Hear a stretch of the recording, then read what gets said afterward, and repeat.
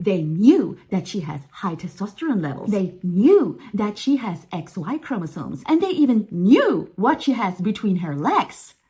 How? I'm something of a scientist myself. These are just some of the hateful comments people made about Olympic boxer Imane Khelif. Why? Because they saw stuff online and therefore they knew. Because now everyone's an expert. Look at me. Sure. I'm the captain now. Social media isn't exactly a place of reason. It's a place where everyone can express their opinion, and some do it in a very passionate way. The outcry about Imane Khelif was just the latest example of that, and how alleged news spread without anyone really paying attention to where they actually came from. People picked up on something, and now they're suddenly ready to fight for it. As someone who isn't really interested in sports, I of course also first heard about it on social media. Something like "man beats woman in Olympic boxing." I don't even remember who posted it, but it sounded scandalous. Only later did more information come out, because fact-checking takes time, and the result is usually less exciting or entertaining. In the meantime, the outcry itself becomes the headline. Speaking of, the difference between social media and media is that legitimate media has to declare false reports as such, otherwise they could be held accountable. Those who scream nonsense into the internet don't have to fear that. And so someone saw no issue to ask in an Instagram comment with their full name and face in the profile picture what it actually was. Because that's certainly not a biological woman. How rude. And that's what makes me angry. We basically demand that someone shows us what they have between their legs. Just because you wear a wig doesn't prove you're a girl. Okay then. It has become a phenomenon of our time when knowledge is kind of overrated and confidence is everything. Because a lot of us, and I'm very much including myself, live in these little online bubbles, in echo chambers, where we only see things that agree with us. Ha! That's so sweet! That video seriously makes me laugh. I gotta see that post from Cloud again. And it doesn't even matter what it's about. People just get upset because they saw something online. And when they find like-minded people, they can get upset together and can confirm each other that they are right to get upset. It has almost become something like a hobby for some. Like some people, for some reason, at this moment, hate on Blake Lively because of her movie It Ends With Us. And look, I'm all for some celebrity gossip. And yes, she did talk more about her clothes and hairline than the pretty serious topic of the movie. Which is a choice. It Ends With Us is in theaters now, so grab your friends, wear your florals, and head out to see it. Grab your striped pajamas because you're not going to want to miss this. Bring your oxygen tanks because this movie is going to take your breath away.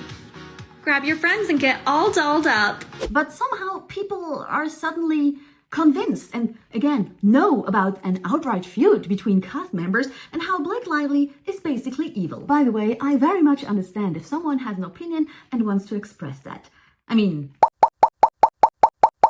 But there is stating an opinion, and then there's insulting someone you don't know just because you're upset about something you think you know. Like, for example, with the opening of the Olympic Games, where a lot of people felt offended, including Candace Cameron, who complained about it in a 6-minute video. So to watch such an incredible and wonderful event that's going to take place over the next 2 weeks and see the opening ceremonies completely blaspheme and mock the Christian faith with their interpretation of the Last Supper was disgusting. But it has nothing to do with the Last Supper, but was instead the Festival of Dionysus. And hey, I didn't know about this either. But she then doubled down on her not knowing shit with her response saying, "I'm not buying it." And yes, that's kind of funny. But things can take a more serious turn and do affect people's lives when it comes to just plain cyberbullying, like with Imane Khelif. And like with DJ Tanner here, it's even louder when celebrities happily join in on the hate. YouTuber and wannabe boxer Logan Paul said in a since-deleted post, "This is the purest form of evil unfolding right before our eyes.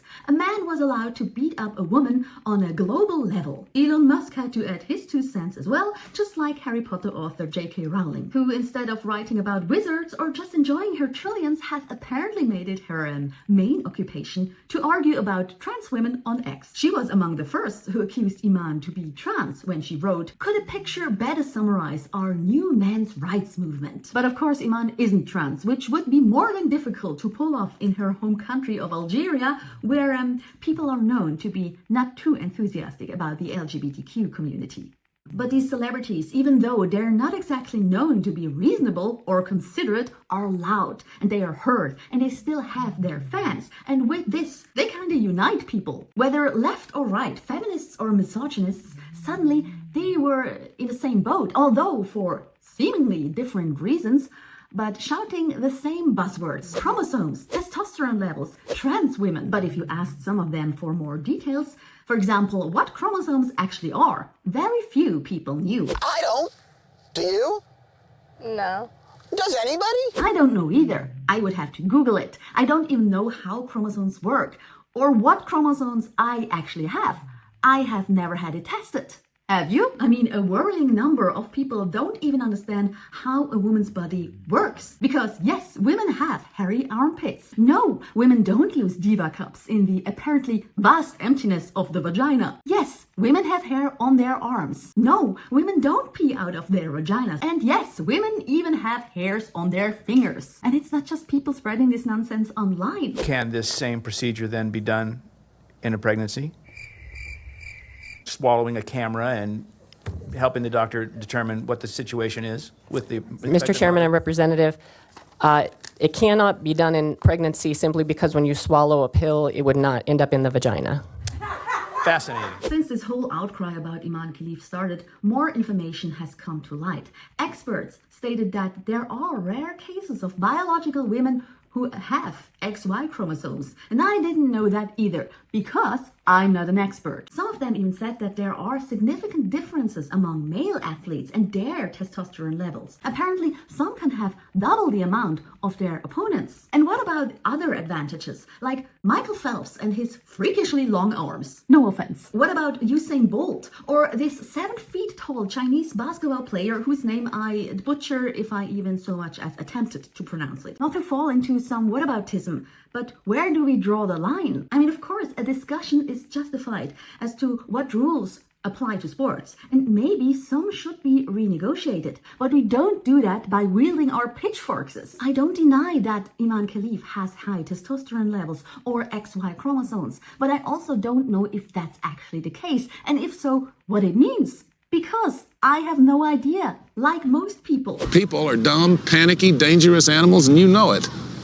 1,500 years ago, everybody knew the Earth was the center of the universe. 500 years ago, everybody knew the Earth was flat, and 15 minutes ago, you knew that people were alone on this planet. Imagine what you'll know tomorrow. All I know is that she wasn't only accused to be a man, but she was branded a monster. And that's what makes me so upset about all this. Throwing opinions into the internet in an insulting and disrespectful tone doesn't make it facts. And we can't choose to be expert just because we're loud. What we can choose, though, is to listen before we scream and to be respectful and mindful of others. When it comes to Imane Khelif, she can do much more than just wait it all out and enjoy her gold medal and sue those celebrity idiots. I don't know if she wins, but it's at least a statement against online hate. Because the next outcry is sure to come. Which gives me another opportunity to make another YouTube video. And it's an opportunity for you to comment on it.